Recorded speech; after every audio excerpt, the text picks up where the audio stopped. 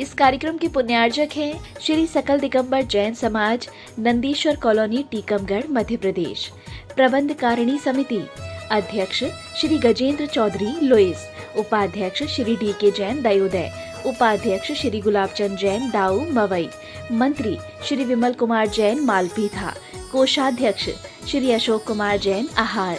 सह कोषाध्यक्ष श्री कैलाश चंद्र जैन, बड़माड़ई। उपमंत्री श्री स्वरूप जैन, बाजना। उपमंत्री श्री प्रकाश चंद्र जैन, पिक्कन। ऑडिटर श्री सुरेश चंद्र जैन, दयोदय।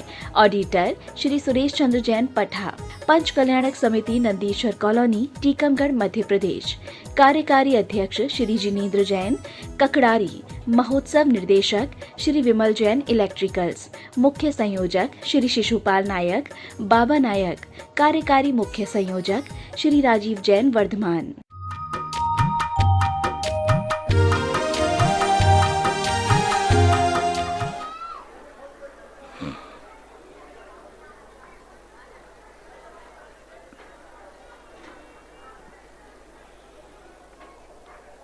नमो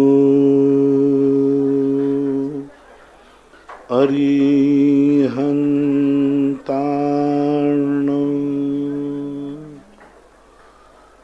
नमो सिद्धार्णं, नमो आयर्यार्णं, नमो वज्रायार्णं,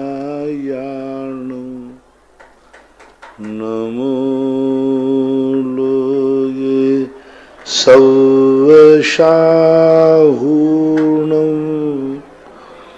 पंच परमेष्टि भगवान की जय। आचार्य श्री गुरुवर कुंद कुंद महाराज की जय। आचार्य श्री गुरुवर विद्यासागर महाराज की जय। परम पूजनीय निर्व्यापक श्रवण मुनि श्री सुधा सागर जी महाराज की जय। एडी सभी श्रोतागण एवं जिज्ञासु पुरुष सभी को नमोस्तु करें।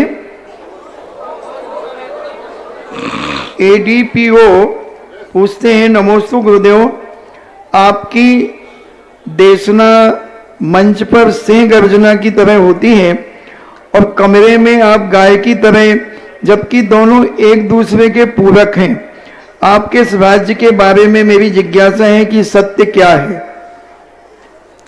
सत्य यही है कि शेर और गाय एक घाट पर पानी पीते हैं, यही महावीर का आदेश है। एक आत्मा, एक ही जीव समय आने पर शेर बन जाए और समय के अनुसार गाय बन जाए, यही ऋषभ देव का उपदेश था।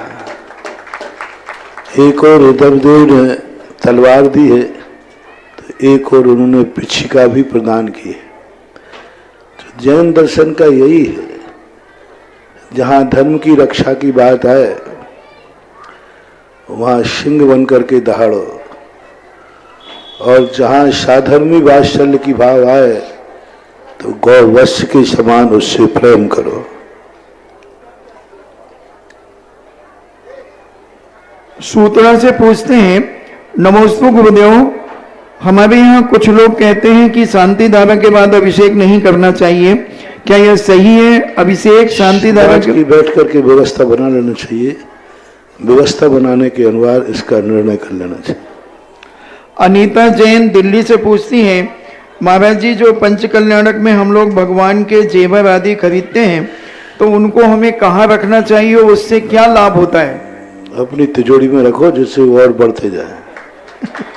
और क्या, सोना चांदी तो वही रखा जाता है। पवन वंदना जैन सतना से पूछती हैं, नमोस्तु भगवान, सांप्रायिक आश्रव में सम्यक्त क्रिया किस प्रकार सहायी है?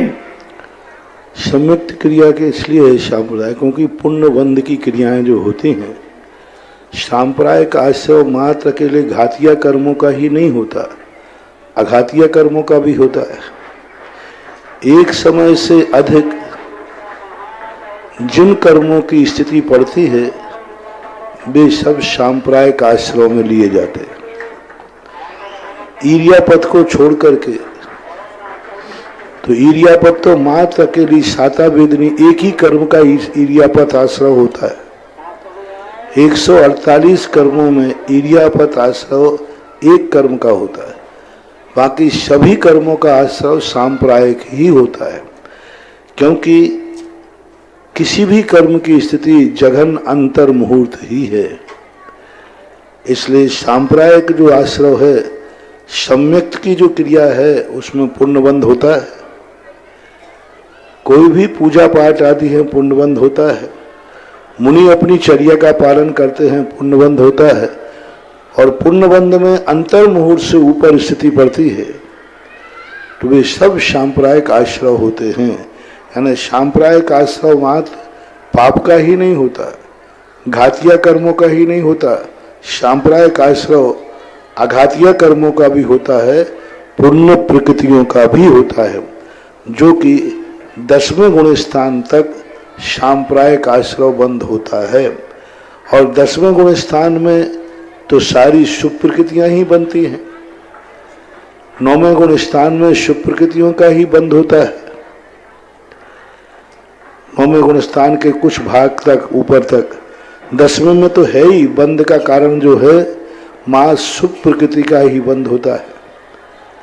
और अशुभ प्रकृतियों का बंद होता है तो वो ज्ञानावर्णी, दर्शनावर्णी, अंतराय, 3 जो घातिया कर्म हैं, उन घातिया कर्मों का बंध भी 10वें गुण स्थान में होता है।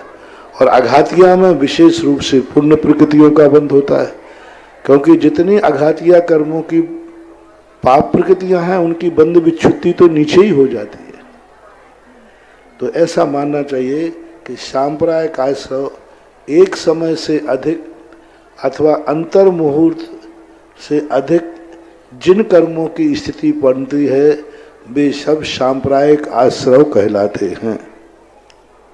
भक्त मंडल भारतवर्ष जयपुर से पूछते हैं, नमोस्तु गुरुदेव, भारतवर्ष में अब तक जिंदगी के अंतिम पड़ाव 60 वर्ष से ऊपर आपके द्वारा दिए गए उपदेशों से प्रभावित होकर अंत समय किसी तीर्थ स्थल पर गुजारना चाहते हैं प्रतिमा लेकर, मगर परिवार में बच्चे आदि जो हैं वो बाहर रहते हैं, तो हमें ऐसा कोई स्थान आपकी आशीर्वाद से मिले जिससे हम अंत समय अपनी समाधि पूर्वक मरण कर सकें, और वहाँ की जो भी व्यवस्था होगी वो मुझे सब स्वीकार होगी। देखो, 2 प्रकार की व्यवस्थाएं आज वर्तमान में हैं, एक वानप्रस्थ के रूप में और एक सन्यास के रूप में। आप वृत्ति जैसे बराबर बन करके आप अपना अंत समय गुजारना चाहते हैं, अकेले हैं, पति पत्नी, हाँ, तो एक आपको तारंगा के अंदर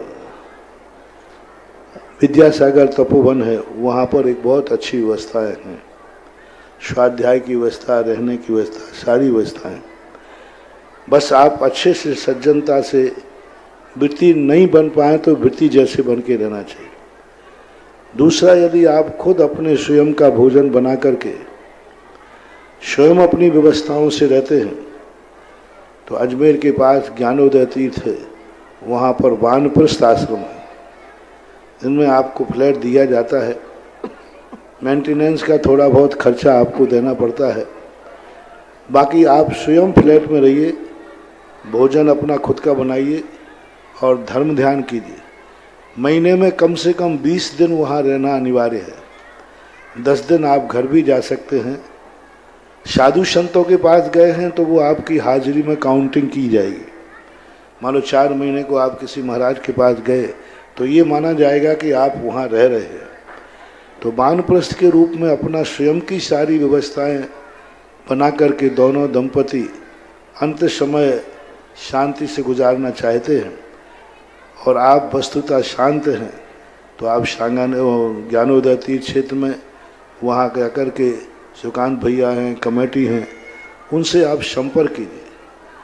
वो आपको देखेंगे कि आप उसके रहने लायक हैं कि नहीं, और या फिर थोड़ा और अच्छी तरह रहना है, तो मतलब त्याग के रूप में रहना है, तो आप तारंगा में बहुत अच्छी व्यवस्था है, बहुत अच्छे लोग वहाँ रह रहे हैं। अभी पिता जैन थांदला से पूछती हैं, नमोस्तु गुरुदेव, क्या एक सामान्य मनुष्य को विशिष्ट ज्ञान जैसे निमित्त ज्ञान और अवधि ज्ञान हो सकता है? आज पंचम काल में सबको समान रूप से नहीं हो सकता, किसी विशेष व्यक्ति को ही हो सकता है। महेंद्र जैन पत्रकार इंदौर से पूछते हैं, नमोस्तु गुरुदेव, बार बार प्रयास करने पर विफलता हाथ लगे और सफलता दूर चली जाए, पुरुषार्थ की कमी माने या भाग में असफलता मानकर फिर असफलता का अनुभव लेकर प्रयास करें? दोनों मानना चाहिए। अतीत में तुमने ऐसा कुछ कर्म किया है कि आज बराबर प्रयास करने के बाद भी आप विफल हो रहे हैं, और वर्तमान में भी प्रमाद हो सकता है। ये तो पुरुषार्थ करने से ही पता चलता है कि हम समीचीन पूरा पुरुषार्थ कर रहे हैं फिर भी फेल हो रहे हैं, तो समझ लाना चाहिए तुम्हारी भाग्य की भागीदारी है, और हम पुरुषार्थ ही नहीं कर रहे हैं फिर सफल नहीं हो रहे हैं, तो आपके पुरुषार्थ की कमी है, ये आपको स्वयं निर्णय करना है। पद्म श्री दिलीप जोशी बेलापुर महाराष्ट्र से पूछते हैं, मेरे आराध्य गुरुवर भगवान के चरणों में तिवार नमोस्तु। प्रश्न यह है कि जीव चारों गतियों में भ्रमण करता है, इसलिए इसे चार गति कहते हैं, लेकिन मोक्ष में तो आत्मा का भ्रमण नहीं होता, तो मोक्ष को पंचम गति क्यों कहते हैं? गति का अर्थ होता है, एक व्युत्पत्ति परक अर्थ होता है, एक रूढ़ अर्थ होता है। गति का अर्थ होता है जहाँ जाया जाए उसको गति बोलते हैं, जहाँ जाकर के प्राप्त किया जाए उसको गति बोलते हैं। इसलिए पंचम गति में व्यक्ति जाता है, इसलिए गति की अपेक्षा हो गया। बाकी रूढ़ अर्थ है, चारों गतियों के रूप में रूढ़ अर्थ मानना चाहिए। यशवंत सिंघई सिविल लाइन से पूछते हैं, नमोस्तु महाराज जी, द्रव्य छेद काल भाव का गृहस्थ के जीवन पर क्या प्रभाव पड़ता है, एवं क्या ये साधु संतों को भी प्रभावित करता है? पूरा करता है। द्रव्य छेद काल भाव के अनुसार ही सारा परिणमन होता है, चाहे ग्रस्त हो चाहे साधु हो। साधु के ऊपर पड़ता है। द्रव्य उनका आज एगुता है, वह उपादान इतना शक्तिमान नहीं है कि वो केवल ज्ञान प्राप्त कर सके। तो सबके लिए कोई भी कार्य हो, द्रव्य छेद काल भाव का तो प्रभाव पड़ता ही है। निर्मल जैन अशोकनगर से पूछते हैं, हे मुनिवर नमोस्तु। महाराज जी, ऐसा कहा जाता है कि नमोकार महामंत्र का एक अक्षर भी पढ़ने से 7 सागर और पूरा नमोकार मंत्र पढ़ने से 500 सागर के सभी पाप कट जाते हैं, तो ये किस अपेक्षा से कहा गया है? देखो, ये तुम्हारे लिए प्रोत्साहन देने के लिए कहा जाता है। प्रोत्साहन का अर्थ होता है कितने सागर के पाप कटने का अर्थ है कि निधत निकालते, अरे उन्होंने तो पढ़ने की बात कही, यहाँ तो अंजन चोर को पढ़ने भी नहीं आया, श्रद्धा करने मात्र से जन्म जन्म के पाप क्षण भर में कट गए। यहाँ तो 500 सागर किया, जन्म जन्म के अनंत पाप भी मात्र श्रद्धा की थी, पढ़ा भी नहीं था। तो ये कहलाती है, इनकी उपलब्धि अनंत रूप होती है। एक सीमित संख्या तो आपको बताने के लिए बांधी जाती है, बाकी नमोकार मंत्र पढ़ते समय, श्रद्धा करते समय जन्म जन्म के अनंत अनंत पाप कट जाते, सागर के समान पाप चुल्लू भर रह जाते हैं। ऐसे नमोकार मंत्र की महिमा है। चमेली जैन साहेब बड़ा गांव दसान से पूछती हैं, तीर्थ चक्रवर्ती गुरुदेव के चरणों में नमोस्तु। गुरुदेव, स्त्री वेद, पुरुष वेद और नपुंसक वेद, इन तीनों वेदों से मोक्ष कैसे प्राप्त होता है, कृपया मार्गदर्शन करें। कोई व्यक्ति भाव से है, द्रव्य से तो पुरुष ही होगा। कई लोग बाहर से द्रव्य शरीर से पुरुष होते हैं, लेकिन अंदर से स्त्री होते हैं। जैसे आपके बुंदेलखंड में पिंदोला बोलते हैं, पिंदोला जो पुरुष है लेकिन स्त्रियों जैसी चाल है, स्त्रियों जैसी आवाज है, स्त्रियों के कार्यों में रुचि लेता है, स्त्रियों के बीच में उठने बैठने में, उनके खेल कूदों में रुचि लेता है। तो ये सब कार्य उनके जैसे होते हैं महिलाओं के, वैसे ही वो अपने श्रृंगार में रहता है, बाल बढ़ाता, चोटी करना आदि करना, ये सब चीज़ें स्त्रियों जैसी करने के, इसको समझ लेना चाहिए, स्त्री वेदी हैं। ऐसा ही कल स्त्रियां होती हैं पुरुष वेदी, शरीर से स्त्री हैं लेकिन अंदर से वीरांगना है, जैसे लक्ष्मीबाई। महारानी लक्ष्मीबाई जो है शरीर से स्त्री थी लेकिन आत्मा के वेद की अपेक्षा वो पुरुष वेदी थी। तो ऐसे विषम वेद आज भी समाज में देखे जाते हैं। इन तीनों वेदों से मोक्ष कैसे होता है? मोक्ष होता है क्योंकि वो छायक सम्यक इसी भाव में भाव से हैं, वो मुनि बन सकते हैं। बाहर से पुरुष है, स्त्री से बाहर अंदर से स्त्री हैं, तो मुनि बनने में कोई बाधा नहीं, छायक सम्यक दर्शन प्राप्त कर लेंगे और मोक्ष जा सकते, कोई बाधा नहीं। दिनेश कुमार राठौर थड़ौद सिंगोली से पूछते हैं, नमोस्तु गुरुदेव, हनुमान जी राम जी के पास ही रहते थे, फिर भी हनुमान जी राम जी को अपने सीने में क्यों छुपा कर रखते थे? तो क्या मेरा प्रश्न है कि हनुमान जी को डर था कि मेरे राम जी कहीं मेरे से दूर न चले जाएं, या कोई कारण था? हम सभी भक्तों की जिज्ञासा का समाधान। कहा कि रामचंद्र जी सदा हनुमान रामचंद्र जी के साथ रहते थे। आपको रामायण में दिखाया जाता है, वही सीन दिखाए जाते हैं जहाँ रामायण के साथ रहते हैं, ऐसी बात नहीं है। हनुमान जो हैं सदा रामचंद्र जी के साथ ही नहीं रहते थे, उनका भी राज्य था, वे भी राजा थे, उनका परिवार था, वो किष्किंधा के राजा सुग्रीव के मंत्री थे। तो उनके अनुसार वो तो अपन नाटक में वही दृश्य दिखाते हैं जहाँ पर श्री रामचंद्र जी का संबंध होता है, बाकी उनकी निजी जिंदगी थी। जैन दर्शन के अनुसार तो हनुमान जी का नाम शैलेश भी है, श्री शैल। तो उनका जो नाम है उनके अनुसार वो राजा थे, उनका परिवार था और उन्होंने राज्य किया। बस यही है कि उनके पक्ष में रहते थे, ऐसा मन। शिखर चंद जैन लखनऊ से पूछते हैं, नमोस्तु गुरुदेव, अभिषेक एवं शांति धारा सूर्योदय के पूर्व कितनी देर पहले कर सकते हैं? जैसे आप कहते हो कि सदा हनुमान जी रामचंद्र जी के साथ रहते थे, चलो तुम्हारी रामायण के अनुसार बता देते हैं। रामचंद्र जी को छोड़ करके जब विदेही का पता लगाने गए लंका, तब रामचंद्र जी के साथ गए थे कि पहले अकेले गए थे? तो उस समय तो रामचंद्र जी को हृदय में रखो हैं,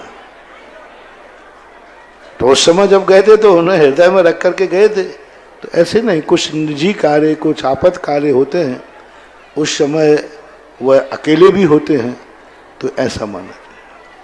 शिखर चंद जैन लखनऊ से पूछते हैं, नमोस्तु गुरुदेव, अभिषेक एवं शांति धारा सूर्योदय के पूर्व कितने पहले कर सकते हैं? बस उजेला हो इतनी ध्यान रखो। कोई विशेष अनुष्ठान आदि है तो थोड़ा बहुत आगे पीछे हो जाते हैं, सामान्यतः उजेला हो जाना चाहिए। राजीव जैन अमरपाटन से पूछते हैं, मेरे आराध्य पूज्य गुरुदेव कोटि सा नमन। महाराज जी, आरिकाओं को कितने अंग का ज्ञान हो सकता है? आरिकाओं को 11 अंग तक का ज्ञान हो सकता है। पूज्यवर जिनसेन स्वामी ने महापुराण के अंदर श्लोचना के लिए आरिका बनने के बाद 11 अंग का ज्ञान है, ऐसा उल्लेख किया है। नीरा जैन अंबाला छावनी हरियाणा से पूछती हैं, मेरे आराध्य गुरुदेव के चरणों में कोटि सा नमोस्तु। महाराज जी, अनंत के भेदों में परितानंत और युक्तानंत किसे कहते हैं?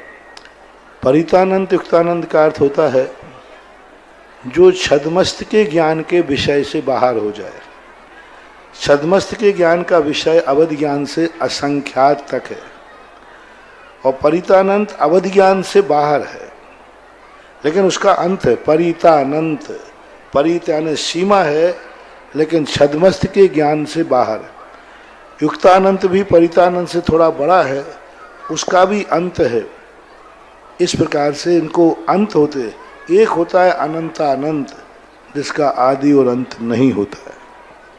ऑनलाइन जिज्ञासाओं के पश्चात जिन वाणी चैनल, शुद्ध कलश चैनल और आदिनाथ चैनल के समक्ष विराजे सभी गुरु भक्तों की ओर से और पृथ्वीपुर पंच कल्याणक में आज ज्ञान कल्याणक के दिवस पर साक्षात यहाँ पर गुरुजी के पावन चरणों में विराजित सभी मुनि भक्तों की ओर से कोटिशा नमोस्तु नमोस्तु नमोस्तु पूज्यवर शुल्लक श्री जी के चरणों में बारंबार इच्छामी इच्छामी इच्छामी। और निश्चित रूप से जहाँ गुरुदेव पधार जाते हैं वहाँ की महिमा ही अलग हो जाती है। हम देख रहे हैं कि भले ही ग्रीष्म काल चल रहा है, पर जिस तरह का मौसम और वातावरण बना हुआ है, ऐसा लग रहा है कि मानो वर्षा काल चल रहा हो। पूज्य गुरुदेव की अचिंत महिमा है इस तरह की, और गुरुदेव ने निश्चित रूप से उनकी सुवासी जो मिर्जा है उसका ही प्रतिफल हुआ करता है। और आज की जिज्ञासा समाधान के कार्यक्रम में प्रथम जिज्ञासा रखेंगे श्रीमती जी रोशनी जी यादव जी, जो कि भाजपा जिला उपाध्यक्ष हैं, जिज्ञासा करेंगी। और अगली जिज्ञासा के लिए तैयार रहें श्रीमान राजीव जी जैन, टीकमगढ़। गुरुदेव को प्रणाम करती हूँ, नमोस्तु। गुरुदेव, चूंकि आपके प्रथम प्रवचन और जब आपका इस पृथ्वीपुर में आगमन हुआ था, तो ये मेरा सौभाग्य था कि मेरी बिना इच्छा, और मैं आपको ये इसलिए बताना चाह रही हूँ कि आपके उस प्रवचन में आपने ये कहा था कि जो हम पहले से अपने मन में और पवित्र धारणा के साथ जो विचार कर लेते हैं वो स्वतः ही पूरा हो जाता है। तो आपके आने के 3 दिन पहले किसी सम्मानीय ने मुझसे चर्चा की कि दीदी, आपको अगर गुरुदेव के दर्शन करना है तो आप तय कर लीजिएगा। और मैंने ये सोचा भी नहीं था कि मैं आपके पीछे चलकर और आपको सामने से प्रणाम कर पाऊंगी, आपकी परिक्रमा कर पाऊंगी, और मैं उस आपकी यात्रा में आपका दर्शन करके मैं धन्य हुई। और चूंकि मैं यदुकुल वंश से आती हूँ और श्री कृष्ण के यदुकुल वंश से हैं, और हमारे अगर महावीर स्वामी जी की अगर हम बात करें तो अहिंसा परमो धर्म, जो हमें कहते हैं कि जीने दें और जिए, और उसी प्रकार हमारे यदुकुल में भी, यदुवंश में कृष्ण जी भी हमें इसी मार्ग पर ले जाने का कार्य करते हैं। और गुरुदेव, आपके बीच में एक प्रवचन में और मैंने सुना था कि नेता के लिए आपने कहा है कि हमें वोटों की चिंता ना करते हुए जो हमें जनता हमारी मांग करती है, अगर जिनकी हम सेवा करते हैं, तो मेरा गुरुदेव बस इतना सवाल है कि यदुवंश और जैन धर्म में हमारी कहाँ हमारा स्थान है, और हमें किस रूप में जो हिंसा और सत्य मार्ग पर चलने का आप रास्ता दिखाते हैं, तो हम अपने हिंदू और सनातन धर्म को किस प्रकार से ये सीख दे पाएं कि हम हिंसा को अपनाते हुए आगे बढ़ पाएं। अहिंसा, अहिंसा, मैं क्षमा चाहूंगी, अहिंसा। पहले शुरुआत में वंश सारा आर्यावर्त का एक था। जब कर्म भूमि शुरू हुई तो इक्ष्वाकु वंश की स्थापना हुई। इक्ष्वाकु वंश के 2 भेद हुए, सूर्य वंश और सोमवंश। सूर्य वंश आगे जाकर के राजा रघु कारण रघुवंश कहलाया, और रघुवंश के ही आगे जाकर के एक यदु नाम का राजे हुए, और यदु नाम के राजा से यदुवंश चला। अलग से कोई चीज़ नहीं थी, राजाओं के नाम बनते जाते हैं, कोई प्रभावशाली राजा आ जाता है तो उनके नाम, यदुवंश के नाम से, यदु राजा के नाम से यदुवंश चला।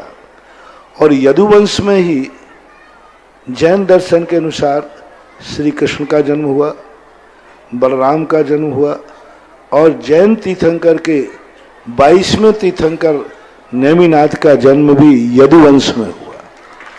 वो यदुवंशी थे। और यदुवंश में जैन तीर्थंकर जो नेमिनाथ थे वो बाल ब्रह्मचारी थे, वो अहिंसा के बहुत बड़े समर्थक थे।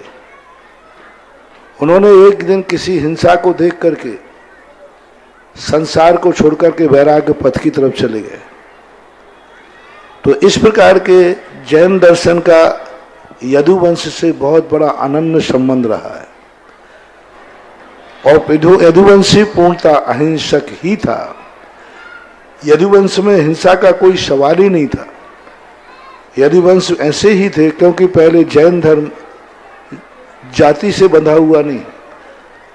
जो सच्चा धर्म होता है वो कभी जाति से नहीं बनता, वो सूर्य के समान होता है, वो वंशों से नहीं बनता। इसलिए जैन धर्म यदुवंश में भी था, रघुवंश में भी था, इक्ष्वाकु वंशों में भी था। कश्यप गोत्री, महावीर स्वामी कश्यप गोत्री थे। आज कश्यप गोत्र ब्राह्मण में आता है। महावीर स्वामी के जो गौतम गणधर थे वो इंद्रभूति गौतम गोत्री थे। तो ये स्थितियां थी। धीरे धीरे आज कलयुग में हर धर्म ने एक जाति का रूप ले लिया। जैन धर्म को जो मानते वो एक जैन जाति हो गई, और जब से धर्म जाति का रूप लिया है धर्म बिगड़ता जा रहा है। चाहे वो शराब पी रहा हो तो जैन है, गंदे कार्य कर रहा है तो जैन है, बुरे कार्य कर रहा है तो भी ब्राह्मण है, कितनी गंदा कार्य करे तो भी यादव है।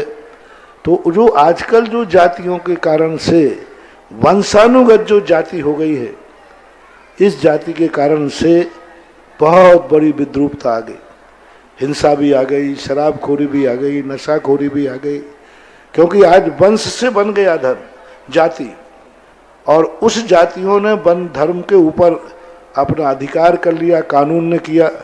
अंग्रेजों ने सबसे बड़ी यही तो सबसे बड़ी बात की, अंग्रेजों ने यही सबसे बड़ी, और अंग्रेजों के पहले जो आताताई राजा थे उन्होंने इस प्रकार से हमारे धर्म को सीमित कर दिया कि बहुत सीमित हो गया।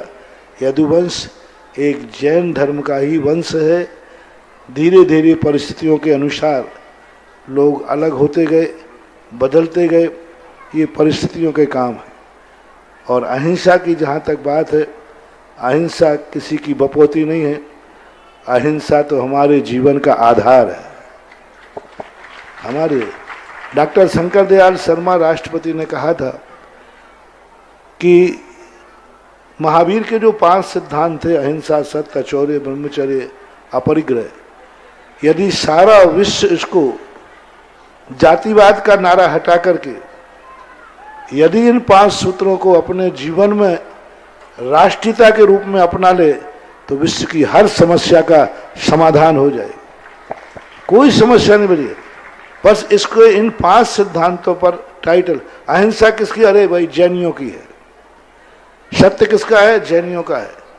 तो ये जो जैन जाति का टाइटल जब से लग गया तो बहुत अच्छी चीजें भी लोग छोड़ देते हैं जब किसी का टाइटल फेस हो जाता है। यदि टाइटल्स हो, यदि हम थोड़ा दूर हटके जीवन के साथ इन सूत्रों को जोड़ें तो जैन धर्म तो उसके पास जाके पहुंच जाता है जो अहिंसावादी है, वही वास्तविक जैनी है। और निश्चित रूप से पूज्य आचार्य और भगवान वोटों की बात जहाँ तक मैंने कही थी अभी कल परसों, उस समय इस पंच कल्याणक में भगवान भी राजगद्दी के ऊपर बैठे थे, राज संचालन कर रहे थे। तब कहा था भगवान स्वयं राजगद्दी पर नहीं बैठा ले हैं, सारी दुनिया ने उनको राजगद्दी पर बैठा लाया। वो सही नेता तो वही है जिसे दुनिया खोजे, दुनिया चाहे कि वो व्यक्ति खड़ा हो जाए, किसी भी पार्टी का हो, उस व्यक्ति का ऐसा व्यक्तित्व है कि हम वोट उसी को देंगे। कई बार आप लोगों के बीच में निर्दलीय भी जीत जाते, निर्दलीय होते ना आप, तो निर्दलीय कैसे जीत गया? कोई पार्टी का तो था ही नहीं, उसका स्वयं का व्यक्तित्व इतना था, लोगों ने सारी पार्टी छोड़कर निर्दलीय को वोट दे देते। तो सही मायने में वही होता है। आजकल पार्टियां हैं तो पार्टियों को भी वोट मिलते हैं। जब समाज को, देश को ये दिखने लग जाता है कि इनसे हमारा कोई हित हो सकता है, तो हमेशा व्यक्ति को, नेता को अपना इतना व्यक्तित्व बनाना चाहिए कि लोगों को लगे कि इसकी जिंदगी अपने लिए नहीं है, इसकी जिंदगी जनता के लिए है, इसका मन, इसका सोच, इसका सब कुछ जनता के लिए है। जब ये भाव आ जाता है तो जनता उसे नेता के रूप में चुन लेती है। गुरुदेव, चूंकि मैं राजनीति से भी जुड़ी हूँ और धार्मिक, और जब भी जहाँ पे भी धर्म के मंच होते हैं मुझे बहुत सुखद अनुभव मिलता है। तो मेरा सिर्फ एक व्यक्तिगत प्रश्न है कि मैं कैसे इन दोनों राजनीतिक और धार्मिक मंच को एक संयोग, एक धागे में संजोते हुए मैं सेवा के मार्ग पर आगे बढ़ना चाहती हूँ। मुझे इसके लिए बस मार्गदर्शन हमारे करें। आर्यावर्त की राजनीति और धर्मनीति जिंदगी के 2 पहलू हैं। जिसके जीवन में राजनीति नहीं, वो धर्म की रक्षा नहीं कर सकता, और जिस राजनेता के पास धर्म नहीं है वो राजनीति से अपनी सुरक्षा नहीं कर सकता। स्वयं की यदि सुरक्षा करना है राजनेता को तो राजनीति के साथ धर्म का जुड़ाव होना चाहिए। और धर्म की यदि रक्षा करना है तो राजनीति आना चाहिए, क्योंकि धर्म इतना पावन है, इतना पवित्र है, इतना ऊंचा है कि धर्म कभी अपनी स्वयं की रक्षा नहीं कर पाता। जैसे आज ही प्रातःकाल हमने कहा था, राष्ट्रपति बड़ा है लेकिन वो स्वयं की रक्षा के लिए बंदूक नहीं रख सकता। करोड़ों रुपया उसकी सुरक्षा के लिए खर्च किए जाते हैं, लेकिन एक बंदूक उसे अपनी सुरक्षा के लिए नहीं दी जाती। क्यों? बड़ा आदमी जितना होगा वो अपनी स्वयं सुरक्षा नहीं करेगा, उसे कोई दूसरे को सुरक्षा करना पड़ेगा, क्योंकि वो बड़ा आदमी है।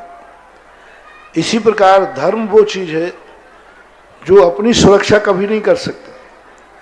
धर्म की यदि सुरक्षा करना है तो राजनीति चाहिए। राजनीति और राजा ही धर्म और धर्मात्मा की रक्षा कर सकते हैं। हम महाराजा हैं, हम साधु हैं, धर्म के आयतन हैं, हम अपनी रक्षा स्वयं नहीं करेंगे, हमारी रक्षा राजा करेगा। विश्वामित्र जब यज्ञ कर रहे थे तो वो राक्षसों से अपनी रक्षा नहीं करवा पाए। वो यज्ञ कर रहे थे, वैष्णव दर्शन के अनुसार इतने बड़े साधु थे, लेकिन वो अपनी रक्षा नहीं कर पाए राक्षसों से।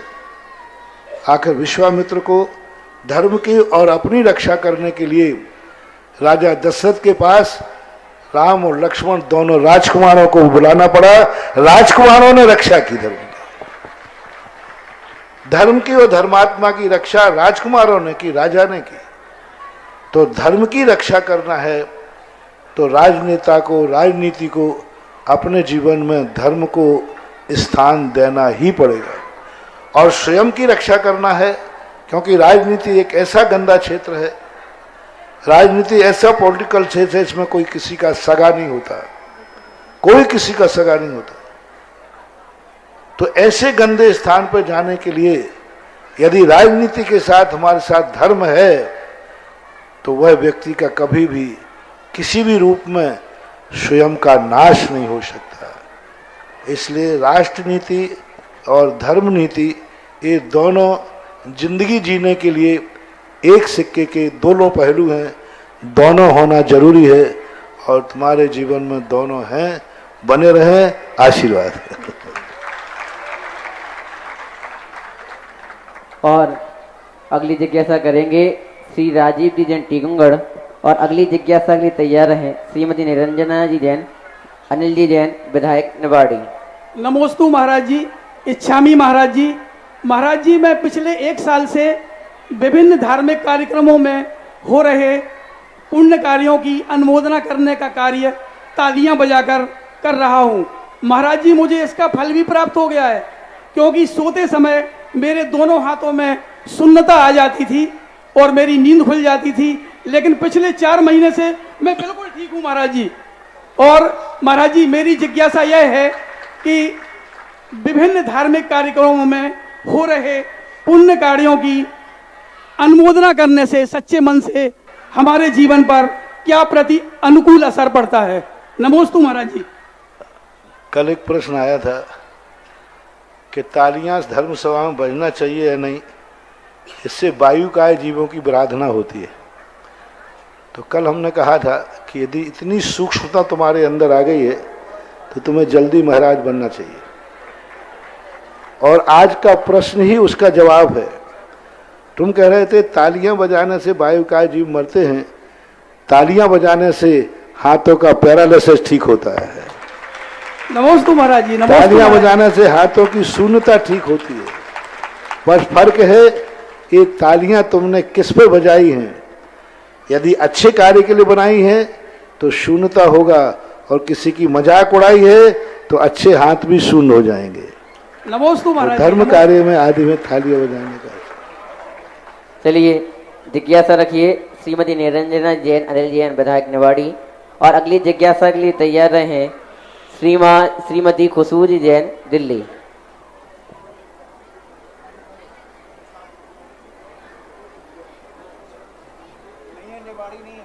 हाँ, चलिए जिज्ञासा रखिए खुशबू जी जैन, दिल्ली। और अगली जिज्ञासा के लिए तैयार रहे संजय मिश्रा जी, विधिपुर, भाजपा युवा महामंत्री। मुनीश्री के चरणों में त्रिवार नमोस्तु नमोस्तु नमोस्तु। चुल्लक जी के चरणों में इक्षामी इक्षामी इक्षामी। महाराज श्री, मेरा प्रश्न है, मोक्ष मार्ग में श्रावकों की क्या भूमिका है? मोक्ष मार्ग में श्रावकों की क्या भूमिका है? मोक्ष मार्ग में श्रावक भी एक अंग है। नीतिकारों ने ऐसा कहा है कि मोक्ष मार्ग एक रथ है, उसका एक पहिया श्रावक है और एक पहिया साधु है। तो श्रावकों की सबसे बड़ी भूमिका है, जो साधु मोक्ष मार्ग पे चल रहे हैं उनकी सुरक्षा करना, उनकी सुरक्षा करके उनको सहयोग करना, यही सबसे बड़ी भूमिका है। नमोस्तु महाराज जी, नमोस्तु। ऐसा जिज्ञासा रखें संजय मिश्रा जी पृथ्वी पर। और अगली जिज्ञासा के लिए तैयार रहें श्रीमती रेखा जी, संजय जी जैन, आसाम। महाराज जी के चरणों में मैं सादर प्रणाम करता हूँ। मैं संजय मिश्रा बारंबार प्रणाम करता हूँ। साथ में श्री सोलक जी के चरणों में भी प्रणाम करता हूँ। गुरु जी, मेरा आपसे एक निवेदन और क्वेश्चन है कि जब किसी जाति समूह समुदाय द्वारा दान राशि, उस समुदाय के द्वारा दान राशि जो दी जाती है, एकत्रित की जाती है, अगर उसका परोपकार में नहीं लगाकर गलत उपयोग किया जाता है, दुरुपयोग, तो उसका अगर मैं विरोध करूंगा, अन्य समाज के व्यक्ति विरोध करें, तो ये सही है या गलत है? देखो, दान जिस पर्पज से लिया गया है, यदि उस पर्पज में नहीं लगाया जाता है तो विरोध करना जायज है। किसी अभिप्राय से दान लेकर किसी भाव में लगाना ठीक नहीं माना जाता। दातार को पता होना चाहिए कि मेरा पैसा किस में जाएगा, उसमें जाना चाहिए, और नहीं जाता है तो दातार को ये अधिकार है अपने पैसे के संबंध में पूछने का, और यहाँ तक अधिकार है अपने दिए हुए दान को वापस लेने का। गुरु जी के चरण में सादर प्रणाम करता हूँ। जिज्ञासा रखें श्रीमती रेखा संजय जैन, आसाम। और अगली जिज्ञासा के लिए तैयार रहें श्रीमान केशव जी खटीक, अध्यक्ष नगर पंचायत पृथ्वीपुर, सांसद प्रतिनिधि। महाराज जी के चरणों में त्रैबार नमोस्तु नमोस्तु नमोस्तु।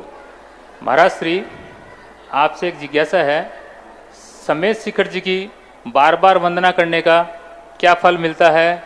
क्योंकि मेरी पत्नी ने अभी हाल ही में 111 वंदना पूर्ण करी है, और इसका हमारे जीवन में क्या प्रतिकूल क्या अनुकूल? देखो, जितने बार, एक बार वंदना करोगे तो एक बार पुण्य है, 2 बार करोगे तो 2 बार पुण्य है, 111 बार करोगे तो 111 का पुण्य है। ये तो पुण्य है, जैसे कमाई है। एक दिन कमाओगे तो एक दिन की कमाई है, 2 दिन करोगे तो 2 दिन की कमाई है। जितने दिन कमाओगे उतने दिन की कमाई अलग है। इसी प्रकार से धर्म कार्य को जितने बार करोगे, जितने दिन करोगे, उतने ही गुनी उसकी कमाई मानी जाती है। इसलिए 111 क्या, जन्म जन्म तक भी यदि प्रतिदिन करने का मौका मिले तो अभाग्य समझ के करो। हाँ, क्या बात होगी। अपन शिखर जी नहीं जा पाते तो मंदिर चले जाते प्रतिदिन, क्योंकि शिखर जी जाना प्रतिदिन संभव। काश शिखर जी प्रतिदिन जाना संभव होता तो शिखर जी भी प्रतिदिन चले जाते। तो ये मानना चाहिए। महाराज जी, ये प्रेरणा सुशीला जी पाटनी जो इसकी मौसी जी हैं, उन्होंने दी थी, उसके बाद से कंटिन्यू करती गई। हाँ। और बहुत सफल रही इसमें। हाँ, वो खुद धर्म करती रहती है। धर्मात्मा। हाँ, नमोस्तु महाराज जी, नमोस्तु। जिज्ञासा करें केशव जी खटीक, नगर पंचायत अध्यक्ष। और अगली जिज्ञासा के लिए तैयार रहें श्रीमान बमलीश जी बुखारिया, सकल जगत जैन समाज अध्यक्ष पृथ्वीपुर। गुरुदेव के चरणों में नमस्तु नमस्तु नमस्तु, प्रणाम, धन्यवाद। गुरुदेव, हमारा परिवार टीगौड़ में रहता है। कुछ सालों से हम देख रहे, हमारा लड़का 7 साल का था, उस समय दोनों साइड किताबें इनकी मंदिर बनाकर और विद्यासागर जी महाराज की पूजा करते थे। वो अगरबत्ती लगाते थे, तो हम उन्हें मना करते थे, क्यों भाई ऐसा क्यों करते हो? जो महाराज जी को अगरबत्ती नहीं लगाना पड़ती है, और दक्ष चढ़ाए जाते हैं, और अगरबत्ती में अगर वो किताबों से छिप जाएगी तो वहाँ पे आग लग जाती है मंदिर में। बोले कुछ नहीं होगा, और वो वहीं पे लगाते। महाराज जी, इसलिए आपसे निवेदन है हमारा कि हम इस विषय पर कुछ जानना चाहते हैं कि क्या हमारे लिए निर्देश है, हमारा बालक क्यों ऐसा करता है। इसके लिए हम गुरुदेव के चरणों में प्रणाम। कभी कभी क्या होता है, हमें विवेक से काम करना। यदि उससे हमें कोई नुकसान है, नुकसान की संभावना है, तो उस कार्य को गौण कर देना चाहिए। यदि नुकसान नहीं है तो भक्त अपने ढंग से भगवान को खुश रखता है तो फिर उसमें कोई हानि भी नहीं है। बस यही है कि उससे अपन को कोई नुकसान नहीं होना चाहिए। जैसे आपने कहा अगरबत्ती लगा करके नुकसान हो सकता है, अग्नि लग सकती है, तो फिर वहाँ वो अगरबत्ती आदि नहीं लगाना चाहिए। हमें कोई भी चीज़ अपन करें उससे फायदा हो, नुकसान ना हो। और ऐसा नुकसान हो जाए कि उसकी पूर्ति करना मुश्किल हो जाए, अग्नि आदि लग जाए, तो फिर गौण कर देना चाहिए इतना। गुरुदेव से एक और निवेदन था कि जाति में हम खरीक थे, 20 साल से अब लहसुन प्याज भी नहीं खाते हैं, लेकिन हमारे लड़के की ऐसी इच्छा क्यों रहती है कि विद्यासागर जी महाराज की आरती करता है रमेश? ये महाराज जी से हम जानना देखो, चाहते हैं। हमारे मैंने कहा ना, आरती हमारी, तुम तो खटी की हो, हम लोगों की आरती तो मेंढक भी कर सकता है, तुमसे तो गया भी था।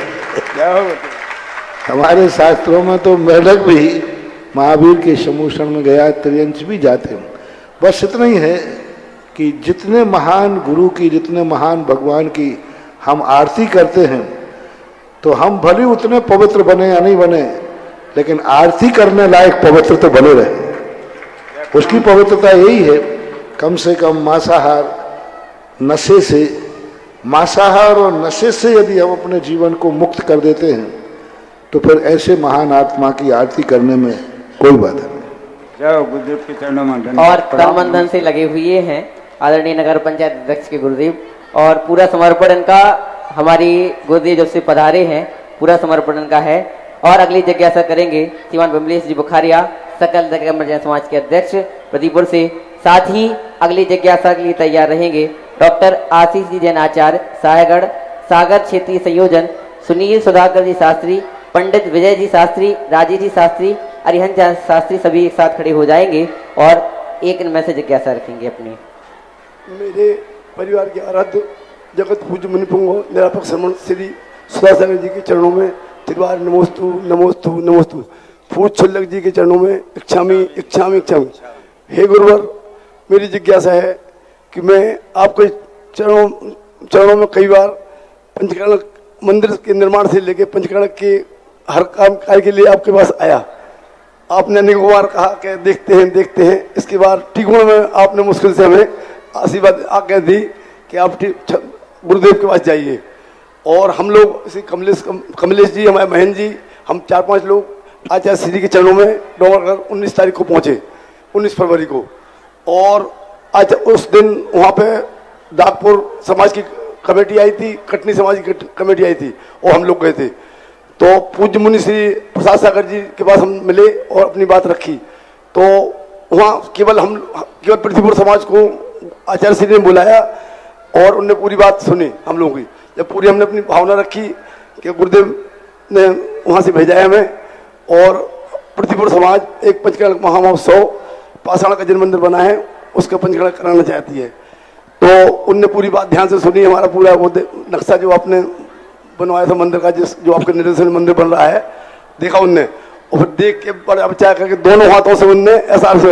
मेरी जिज्ञासा है गुरुवर कि हम लोग ऐसा कौन सा साथ से पुण्य है कि इतनी जल्दी आचार्य श्री ने हम लोगों को इतना भरपूर आदेश।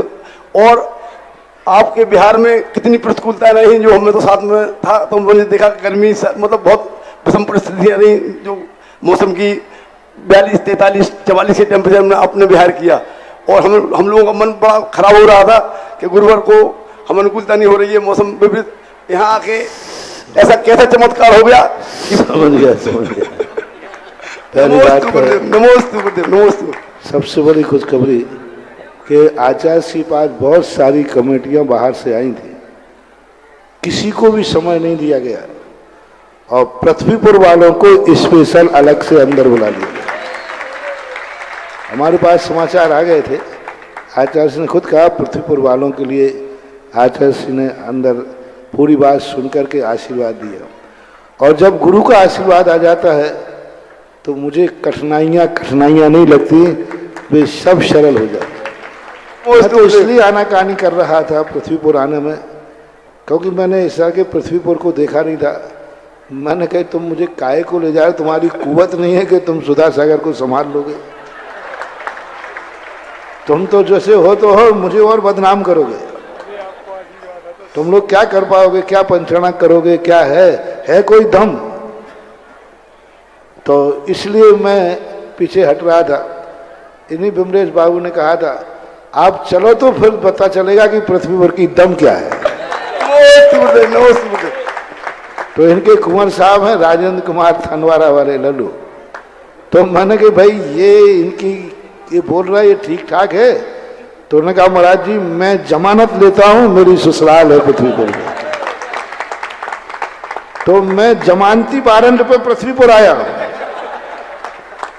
इन्होंने कहा, फिर राजेंद्र थनवारा ने जमानत ली कि हाँ महाराज आप चलो, मैं जानता हूं पृथ्वीपुर वाले आपकी भावनाओं के से भी कई गुने आगे निकलेंगे।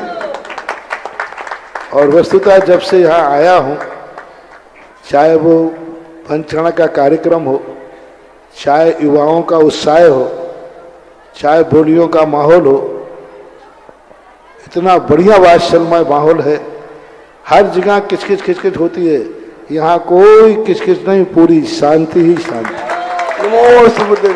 और एक छोटी सी 150 घर की समाज में इतना बढ़िया पंचकर्मा का कार्यक्रम कर रहे हैं। अब जमानत की जरूरत नहीं पड़ेगी, अब बिना जमानत के आशीर्वाद मिलेगा। हाँ, जमानत एक ही बार ले जाती है, अब पृथ्वीपुर वालों की जमानत मैं खुद ही ले लूंगा। और सबसे बड़ा प्रशासन और शासन नेता, चाहे वो किसी भी रूप में हो, भूतपूर्व हो चाहे वर्तमान में हो, ये सभी लोग जैन समाज के प्रति सातों जातियों का जो वात्सल्य है, वो वात्सल्य यहाँ देखने लायक। मैं कहीं भी किसी भी एरिया में, किसी भी मोहल्ले में कहीं भी निकल जाता हूँ, शुद्ध याद, हर स्थान पर श्रद्धा से हर व्यक्ति का हाथ जुड़े रहते हैं। और हर व्यक्ति, चाहे बच्चा हो, चाहे पुरुष हो, चाहे महिला हो, एक श्रद्धा के रूप में देखते हैं। यहाँ का प्रशासन भी बहुत अच्छा, एक आत्मीयता के साथ, पुलिस वाले ड्यूटी से काम नहीं कर रहे हैं, भक्त बनकर काम कर रहे हैं। इसी प्रकार आपके चेयरमैन वगैरह सब मार्ग नेता के रूप में काम नहीं कर रहे हैं, भक्त के रूप में काम कर रहे हैं कि हमारा सब भक्ति है। तो इतना बढ़िया पृथ्वीपुर का जो माहौल है, सदा यह माहौल ऐसा ही वात्सल्यमय बना रहे, वात्सल्य का रूप बना रहे, यही मेरा आशीर्वाद है। और आचार्य श्री का तुम्हें अलग से बुला करके आशीर्वाद मिलना और दोनों हाथ से मिलना, यही सबसे उसी का चमत्कार है। और दूसरी डर था मुझे कि ऐसी भयानक गर्मी में पंचकल्याण तुम लोग क्या करना चाहते हो। भयंकर गर्मी, इतनी भयंकर गर्मी थी, टीकमगढ़ वगैरह में उस समय थे। लेकिन यहाँ जिस दिन से पंचकर्मा शुरू हुआ है, उस दिन से पता ही नहीं चल रहा कि गर्मी का पंचकर्मा है कि सर्दी का है। इतनी सर्दी, कल परसों तो वहां ऊपर छत पे थे, ऐसी ठंड पड़ने लगी जैसे कपकपी आ जाए।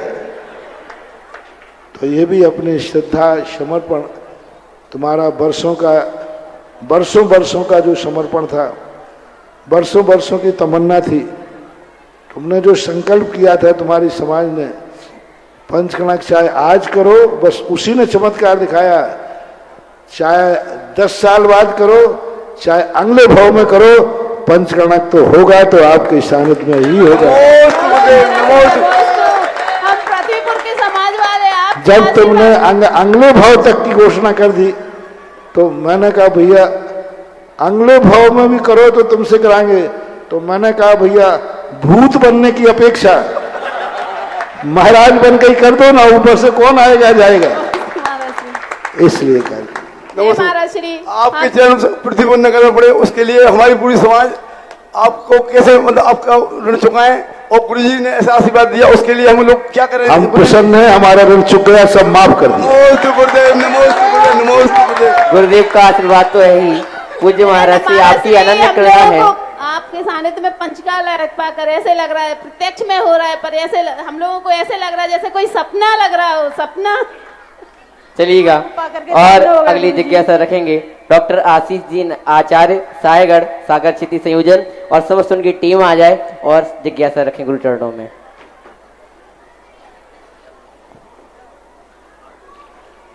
हेलो। परम पूज्य निर्यापक मुनि पुंगव सुधा सागर जी महाराज के चरणों में कोटि कोटि नमोस्तु। मुनि संघ के चरणों में सादर प्रणतति। हम सभी लोग श्रवण संस्कृति संस्थान सांगानेर के परम उपकारी हैं, जिन्होंने आज हमें इस योग्य बनाया है कि हम जिनेंद्र भगवान की वाणी को जन जन तक पहुंचा सकें। और पूज्य गुरुदेव ने आज इतना सक्षम बनाया कि हम स्वयं अपने कार्यों को करते हुए जिनवाणी के प्रति समर्पित होकर के लोगों को प्रेरित कर रहे हैं।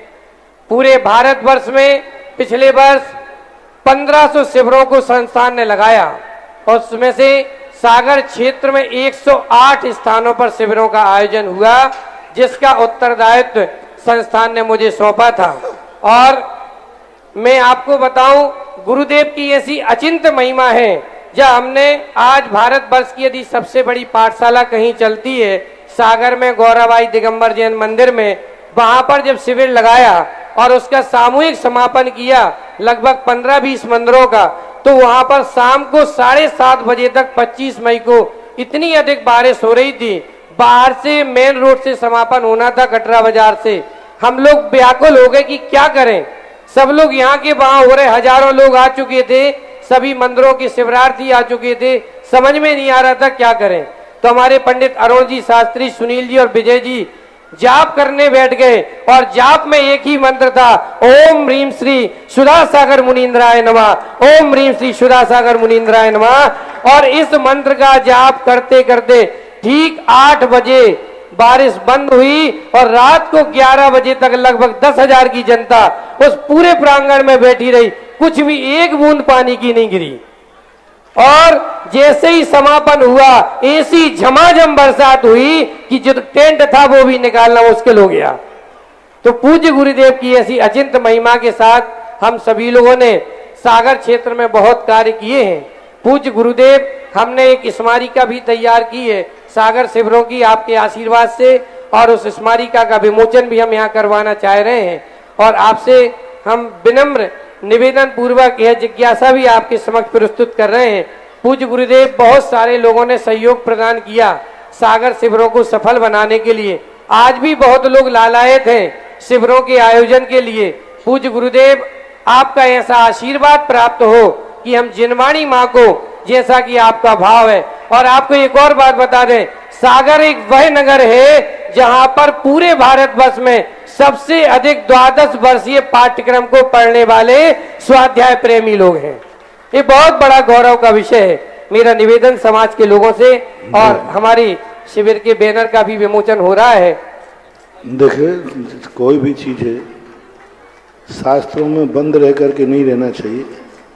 शास्त्र जैसे किताब छपती है तो पढ़ने के लिए छपती है। शास्त्र आचार्यों ने लिखे हैं तो स्वाध्याय के लिए लिखे हैं। पूरे भारत में श्रवण संस्कृति संस्थान सांगानेर पिछले वर्ष जो रजत जयंती पर शिविर लगाए, सारे भारतवर्ष में जो ज्ञान की गंगा बही, वह बहुत बड़ी प्रभावना रही। इस वर्ष भी संस्थान के द्वारा सारे भारतवर्ष में हर जिले में लगाए जा रहे हैं। जिले वाई, तहसील वाई जो प्रभारी बनाए गए हैं, सागर जिला, सागर खुद एक बहुत अच्छा स्थान, एक धार्मिक स्थान है, बहुत धर्म के संस्कार है, विद्वानों की खान है, समाज भी बहुत अच्छी है। स्वाध्यायशील कहा ना कि भारतवर्ष में सबसे ज़्यादा 12 वर्षीय स्वाध्याय, सबसे ज़्यादा आज भी भारत में सबसे ज़्यादा स्वाध्याय होता है तो बुंदेलखंड में, और बुंदेलखंड में भी सागर जिले में, और सागर जिले में भी सागर में आज भी स्वाध्याय, आज भी पाठशालाएं, आज भी शिविर, ये सब लगाए जाते हैं। तो सागर और सागर जिले के अंदर जो गत वर्ष लोगों ने लाया, ये ज्ञान है, ये ज्ञान का अक्षर है, ये कहीं से भी कैसे भी मिले। मैंने कहा ना, ज्ञान सोने के समान होता है। सोना नाली में पड़ा मिले तो भी उठाने योग्य है। ज्ञान कहीं भी मिलता है, किसी भी रूप में मिलता है, तो ज्ञान को ग्रहण करना चाहिए। देखो, रामचंद्र जी ने रावण के पास ज्ञान लेने के लिए अपने छोटे भाई लक्ष्मण को भेज दिया, क्योंकि ज्ञान लेना था। इसलिए आप लोगों को ज्ञान की जब चर्चा आए, जब भी आपके नगरों में ज्ञान के शिविर लगे, कुछ नहीं मिले, कुछ नहीं समझ में आए, बैठो, एक अक्षर समझ में आएगा ना 1 घंटे में, एक अक्षर से। कुछ भी समझ में नहीं आए, एक वाक्य समझ में आएगा, बैठो। जो लोग कहते महाराज हमें कुछ समझ में नहीं आया, मत समझ में आने दो, लेकिन शिविर में बैठो, और बैठोगे तो ज्ञानावरणी कर्म का क्षेपसम बढ़ेगा। और हम बैठने की योग्यता है और नहीं बैठते हैं तो एक दिन हमारा ज्ञानावरणी कर्म का क्षेपसम घट जाएगा। हम अंतराय डाल रहे हैं। 2 अंतराय होते हैं, दूसरे को अंतराय डालना, पढ़ने नहीं देना, स्वयं नहीं पढ़ना, ये भी एक अपनी जिंदगी का अंतराय कहलाता है। ऐसा आपके लिए सागर के जो ये बच्चे सब प्रभारी हैं, सागर जिले को संभाल रहे हैं, इनके लिए आशीर्वाद, पूरे जिले के लिए आशीर्वाद। खूब ज्ञान करो, अध्ययन करो, आत्मा का कल्याण करो। जिज्ञासा करें उमेश जी बर्थरे सारना न्यूज से जो पत्रकार पधारे हुई हैं रखेंगे, और अगली जिज्ञासा के लिए तैयार हैं दिनेश जी जैन स्वधर्मेंद्र परिवार। महाराज जी सादा चरण स्पर्श। मैं उमेश बर्थरे। महाराज जी मेरे एक जिज्ञासा है, लोग किस्मत और भाग्य के पीछे दौड़ते हैं, कहते हैं हमारी किस्मत मेरे लिए महत्वपूर्ण है, भाग्य महत्वपूर्ण है। आखिर लोग किस्मत और भाग्य के लिए क्यों दौड़ते हैं, क्या कारण है ऐसा कि क्यों? कल हमने कहा था किस्मत लिखी किसने? हमने खुद ही लिखी है। तो किस्मत को कोसना तो बेकार है, क्योंकि लिखी हमने। मास्टर हमें नंबर देता है, काफी में लिखा तो हमने ही है ना। इसलिए जो भी किस्मत बनती है उसका कर्ता मैं हूँ। मैंने ही खुद किस्मत लिखी है। अच्छी किस्मत लिखी होगी तो अच्छा फल मिलेगा, बुरी किस्मत लिखी होगी तो बुरा फल मिलेगा। ये फैसला हमें स्वयं करना है कि हमें अपनी अतीत की किस्मत बुरी हो तो कम से कम आज से अच्छी किस्मत लिखना शुरू कर देना चाहिए। तो कभी कभी बुरी किस्मत भी अच्छी किस्मत में पलट जाती है। जिज्ञासा करें दिनेश जी स्वधर्मेंद्र परिवार, और अगली जिज्ञासा के लिए तैयार रहें श्रीमती शिखाजी जैन प्रति। नमोस्तु नमोस्तु नमोस्तु। सुल्लभ जी चरण में इच्छा में इच्छा से। गुरु जी, हमारे परिवार का ऐसा कौन सा भाग्य था जैसे हमें स्वधर्म बनने का सौभाग्य मिला, और हमारा कोई विचार ऐसा नहीं था कि बने, लेकिन परिवार वालों ने सभी जो साथ बोला कि आप स्वधर्म के लिए बनना है, तो हम सोचे आपके सानिध्य में हमको ऐसा क्या सौभाग्य मिला कि हम आपके। 2-3 महीने पहले ललितपुर में चर्चा आई थी, जब मैंने कहा था पंचणा कर रहे हो, पहले तो बताओ तो सही, कोई दम है तुम्हारे यहाँ, कोई पात्र बनेगा स्वधर्म? तब विमलेश बाबू बुखारिया ने एक इशारा किया था कि एक चौधरी परिवार, चौधरी परिवार है, और एक चश्मा लगाए कमलेश बाबू खड़े हैं, इनकी तरफ इशारा किया था कि महाराज दमदार हैं, तुम कह रहे बनने का नहीं था, प्लानिंग तुम्हारी दम पर ही मैं यहाँ आ गया। हाँ, तुम एक जमानत में पेश किए गए थे कि और कोई बने या नहीं बने, लेकिन चौधरी परिवार से बनेगा। तो ऐसा भाव, सबका सहयोग रहता है। पुण्य के उदय होते, अवभाग्य होते, तब ये कार्य करने का मौका, स्वधर्मादि इंद्र बनना अपने आप में जन्म जन्म के पुण्य के उदय के कारण ही होता है। गुरुदेव वो परिवार है जिनकी माँ त्यागी वृत्ति है, और ये जो परिवार है सदैव हमेशा से बचपन से मैं देखता आ रहा हूँ, हमेशा ही अग्रणी रहते हैं, चाहे कोई भी कार्यक्रम हो इनका पूरा समर्पण रहता है। जिज्ञासा रखेंगी श्रीमती शिखाजी जैन पृथ्वीपुर, और अगली जिज्ञासा के लिए तैयार रहें श्रीमान राजेश जी साहू। नमोस्तु गुरुवर, नमोस्तु गुरुवर। इच्छामि महाराज जी, इच्छामि महाराज जी। मेरा ये प्रश्न है कि जैसे कोई मुनिवर आते हैं, उनका पैर प्रक्षालन करते हैं आते समय, और इसके बाद वो विहार करते हैं, उनकी बात करना चाहिए कि नहीं प्रक्षेपण?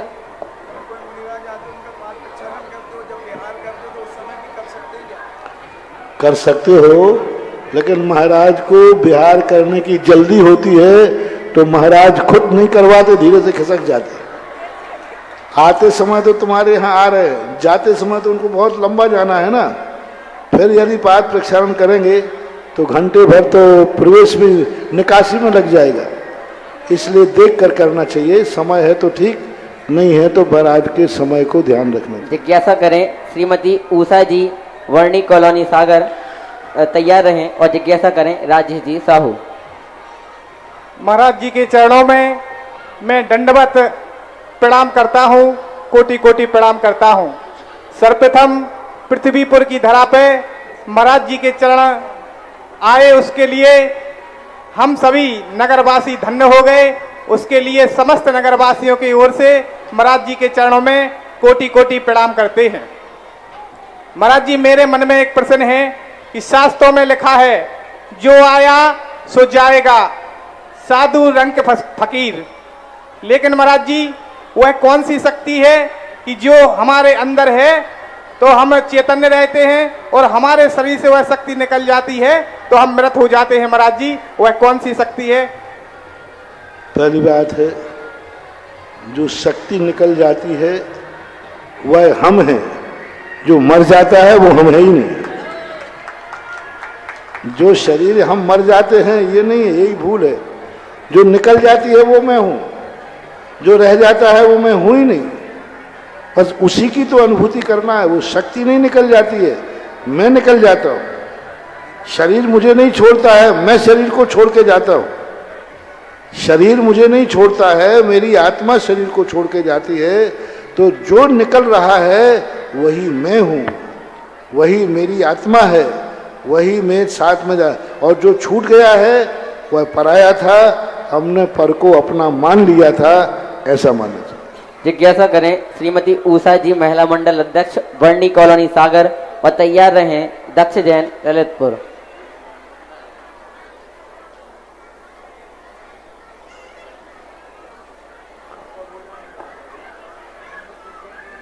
हे जगतपूज के चरणों में मेरे परिवार की ओर से बार बार नमोस्तु नमोस्तु नमोस्तु। छुल्लक जी के चरणों में इच्छामि इच्छामि इच्छामि। हे गुरुदेव, वर्णी कॉलोनी की जैन समाज की महिलाओं ने अध्यक्ष पद निर्वहन हेतु हमें सभी ने चुना है। हे गुरुदेव, हमारी यह जिज्ञासा है कि इस पद का निर्वहन हम कैसे करें जिससे देव शास्त्र गुरु की सेवा हो, हम आपस में वात्सल और प्रेम बढ़ाएं। मेरी शंका का समाधान कीजिए गुरु। सभी लोगों के लिए सबसे बड़ा कोई ना कोई धार्मिक अनुष्ठान करते रहना चाहिए।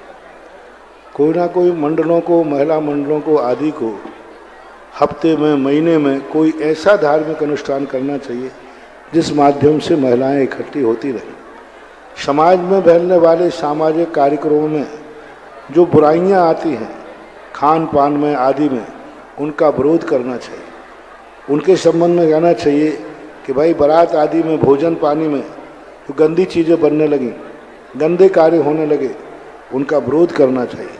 सामाजिक कुरीतियों का विनाश करना और अच्छी रीतियों का प्रचार करना मंडलों का काम होना चाहिए। ये करना सागर जैन समाज की ओर से, सभी की ओर से नमोस्तु। जिज्ञासा रखेंगी दक्ष जैन ललितपुर। और अंतिम जिज्ञासा रखेंगी कुमारी जूही जैन, प्रतिभा स्थली प्रतिपुर से।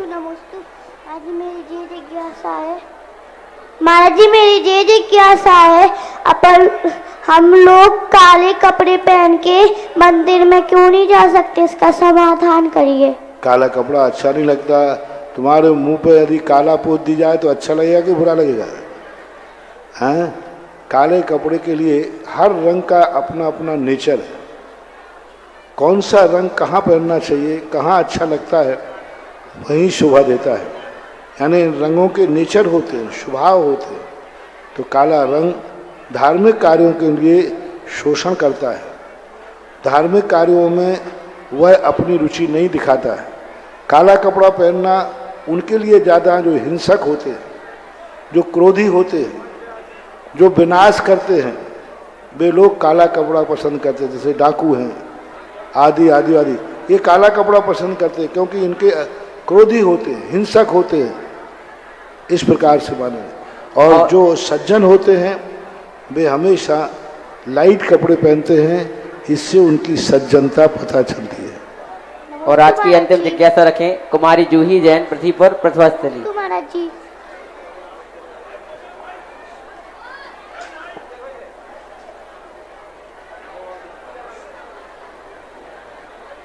जल्दी से जिज्ञासा रखें।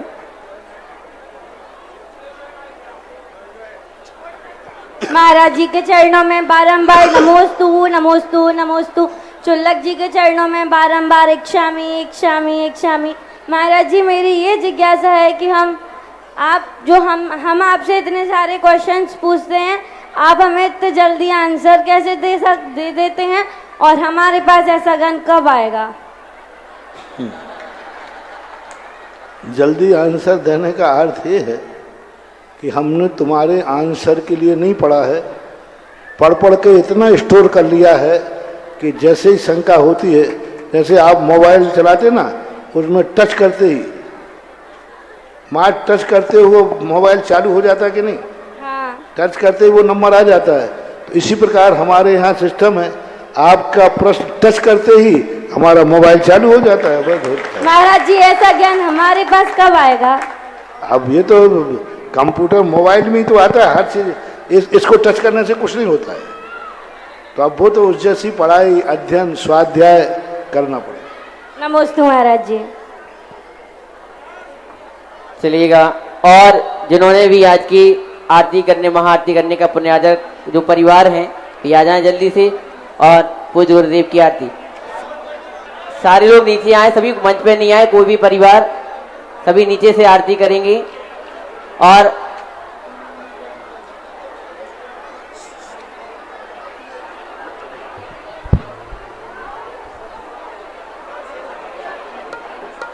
भैया माइक चालू कर दो। Hello hello hello hello hello. आरती के पुण्यार्चक यहाँ पर आ जाए, मुकेश भैया। हेलो, आरती के जो पुण्यार्चक है वो नीचे से ही आरती करेंगे, कृपया करके। आरती के पुण्यार्चक नीचे से ही आरती। बोलिए संत शिरोमणि आचार्य गुरुदेव शिक्षण विद्यासागर जी महामुनिराज की, जगत पूज्य न्यापक श्रवण मुनि पिंगो शिक्षण सुधा सागर जी महाराज की, हो सुधा सागर की गुण आगर की, शुभ मंगल दीप सजाए के, गुरु आज उतारे आरतियाँ। सुधा सागर की गुण आगर की, शुभ मंगल दीप सजाए के, गुरु आज उतारो आरतियाँ।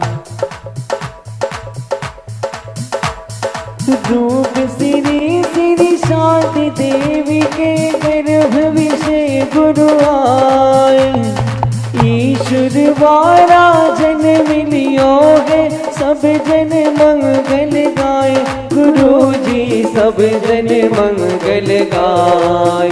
ऐसे गुरु वर को, ऐसे ऋषि वर को, अनुबंधन बारंबार हो, गुरु आज उतारे आरतियाँ। सुधा सागर की गुण आगर की ले, मंगल दीप सजाए के, गुरु आज उतारे आरतियाँ। गुरुपवासव के धारी, आत्म ब्रह्म बिहारी, खनक धार शुभ पथ पर चल कर, शिथिलाचार निवार, गुरु जी शिथिलाचार निवार। गृहत्यागी की वैरागी की, गृहत्यागी की वैरागी की, दीप सुमन का थान होगी, आज उतारे आरतियाँ।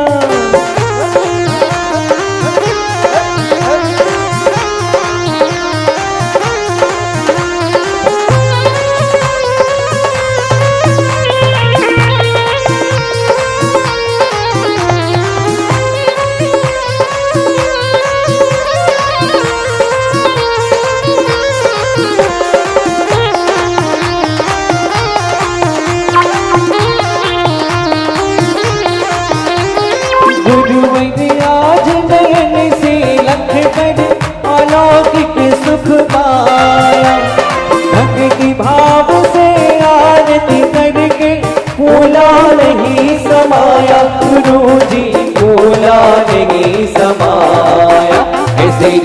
वर को, ऐसे मुनि वर को, ऐसे ऋषि वर को, ऐसे मुनि वर को, करो वंदन बारंबार हो गुरु आज उतारे आरतियाँ।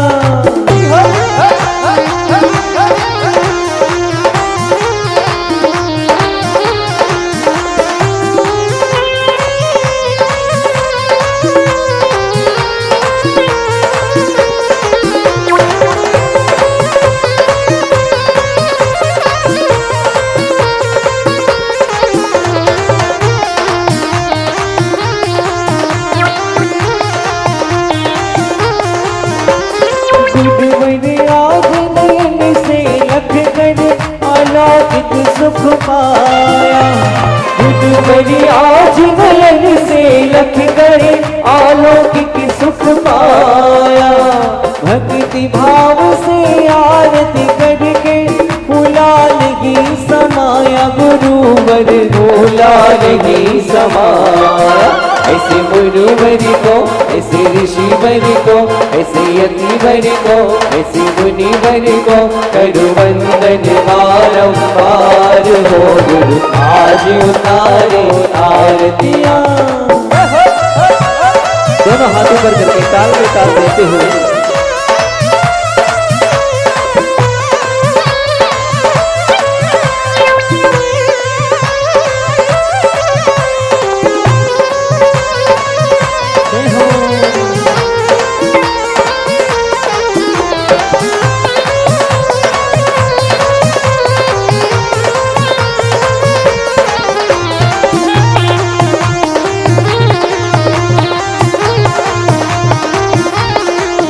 सुधा सागर जी का, ओ सुधा सागर जी का, ओ सुधा सागर जी का ध्यान लगाओ, जरा जोर से ताली बजाओ। सुधा सागर जी का ध्यान लगाओ, जरा जोर से ताली बजाओ। गुरुदेव को शीश। इस कार्यक्रम के पुण्यार्जक थे श्री सकल दिगंबर जैन समाज, नंदीश्वर कॉलोनी, टीकमगढ़, मध्य प्रदेश। प्रबंधकारिणी समिति अध्यक्ष श्री गजेंद्र चौधरी, लुइस। उपाध्यक्ष श्री डी.के. जैन, दयोदय। उपाध्यक्ष श्री गुलाबचंद जैन, दाऊ, मवई। मंत्री श्री विमल कुमार जैन, मालपीथा। कोषाध्यक्ष श्री अशोक कुमार जैन, आहार। सह कोषाध्यक्ष श्री कैलाश चंद्र जैन, बड़माड़ई। उपमंत्री श्री स्वरूप जैन, बाजना। उपमंत्री श्री प्रकाश चंद जैन, पिक्कन। ऑडिटर श्री सुरेश चंद्र जैन, दयोदय। ऑडिटर श्री सुरेश चंद्र जैन, पठा। पंच कल्याणक समिति, नंदीश्वर कॉलोनी, टीकमगढ़, मध्य प्रदेश। कार्यकारी अध्यक्ष श्री जिनेंद्र जैन, ककड़ारी। महोत्सव निर्देशक श्री विमल जैन, इलेक्ट्रिकल्स। मुख्य संयोजक श्री शिशुपाल नायक, बाबा नायक। कार्यकारी मुख्य संयोजक श्री राजीव जैन, वर्धमान।